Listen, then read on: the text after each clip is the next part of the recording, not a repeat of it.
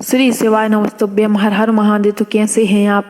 आज कार्तिक का महीना प्रारंभ हो चुका है और कार्तिक का महीना विशेष तौर पर भगवान विष्णु के लिए होता है। यह विशेष ही महीना है। इस दिन किए गए उपाय, इस महीने में जो उपाय गुरुजी ने बताए हैं इस महीने के लिए, वह हम आपको कर कर दिखाते हैं और आपको समझाते हैं, जिससे आपको शीघ्र लाभ मिले। आप ठीक से वह उपाय करें और जो भी उपाय में गलती बिल्कुल ना हो सके, इसलिए हम वीडियो में कर कर आपको वह उपाय बताते हैं।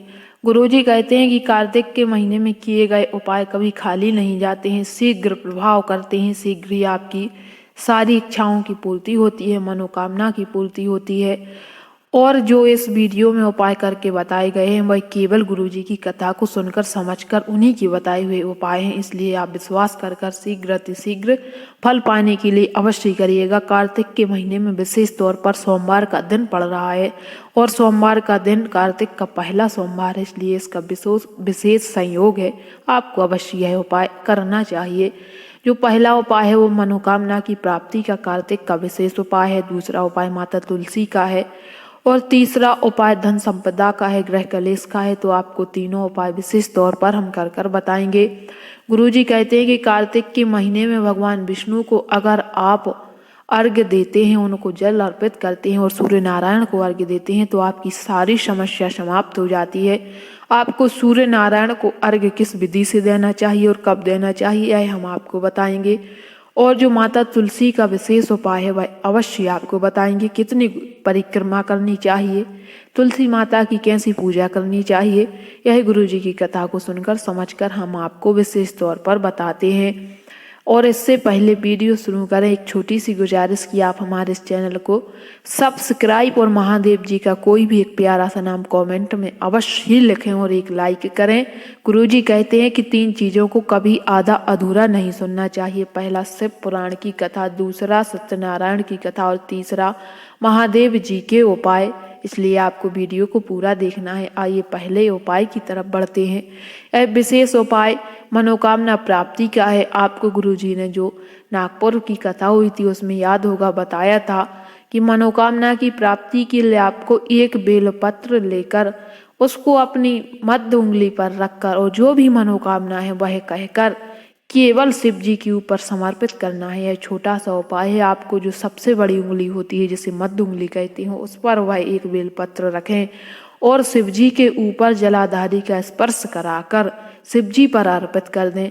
और आपको जो भी आपको महादेव जी का नाम प्यारा सा अच्छा लगे वह उसका स्मरण करते हुए अपनी मनोकामना कहते हुए वह एक बेलपत्र शिव जी पर अर्पित कर दें। आपकी वह मनोकामना शीघ्र पूरी हो जाती है। यह तो आज का पहला विशेष उपाय हुआ। और जो दूसरा सबसे विशेष उपाय है, माता तुलसी के पास आपको एक दीपक लगाना है। और दीपक किस विधि से किस लिए लगाया जाता है वह हम आपको बता दें कि अगर आप प्रदोष के समय दीपक लगाती हैं और उसकी जो लो होती है, जो उसकी बाती होती है, वह पूर्व दिशा की ओर करते हैं तो आपके घर में धन की बढ़ोतरी होती है, धन बढ़ता है। और अगर आप पश्चिम को करते हैं तो आपके घर में मान सम्मान वैभव बढ़ता है। और अगर आप उत्तर दिशा की तरफ वह लो करते हैं तो आपके घर में कोई भी किसी भी बीमारी का प्रवेश नहीं हो सकता है, यह गुरुजी ने बताया है। लेकिन आपको दक्षिण की तरफ कार्तिक के महीने में कभी भी बाती कर दिया नहीं जलाना चाहिए, क्योंकि दक्षिण की तरफ बाती तब की जाती है जब पितृपक्ष लगते हैं, आपको तो पता होगा। इसलिए आप पूर्व की तरफ रखकर अगर आप धन संपदा के लिए करते हो तो आप कार्तिक के महीने भर माता तुलसी के पास प्रदोष के समय एक दीपक अवश्य जलाइएगा और माता तुलसी की आप परिक्रमा भी करिएगा, क्योंकि माता तुलसी विष्णु भगवान को अति प्रिय हैं। इसलिए कार्तिक के महीने में माता तुलसी की आप खूब सेवा करें, थोड़ा सा जल अर्पित करें और भगवान नारायण का स्मरण करें। यह आज का दूसरा उपाय है। और जो आज का तीसरा उपाय है, इसको करने से आपके घर में कभी भी गृह कलेश नहीं होते हैं। आपको एक कनेर का पुष्प अशोक सुंदरी जी के स्थान पर अर्पित करें। विशेष विधि विशेष नाम से यह उपाय करना है। इसको करने से आपके घर की सारी समस्या समाप्त हो जाती है। यह विशेष ही सरल उपाय है। इसको करने के लिए आपको 1 लोटा जल और 1 कनेर का पुष्प लेकर शिव जी के मंदिर में जाएं और जो सबसे पहले 1 लोटा जल अर्पित कर दें। उसके बाद में आपको जो 1 कनेर का पुष्प है उसको अपनी तरफ उस कनेर के पुष्प का मह कर कर और भगवान महादेव का त्रिपुरारी नाम लेकर आपको यह एक पुष्प अर्पित कर देना है। त्रिपुरासुर को मारने वाले भगवान त्रिपुरारी आपके घर की सारी समस्याओं का नाश कर देते हैं। गुरुजी कहते हैं कि जो इस उपाय को सोमवार के दिन कभी भी कर सकता है, लेकिन अगर आप सोमवार के दिन इस उपाय को करते हैं तो इसका विशेष प्रभाव देखने को मिलता है।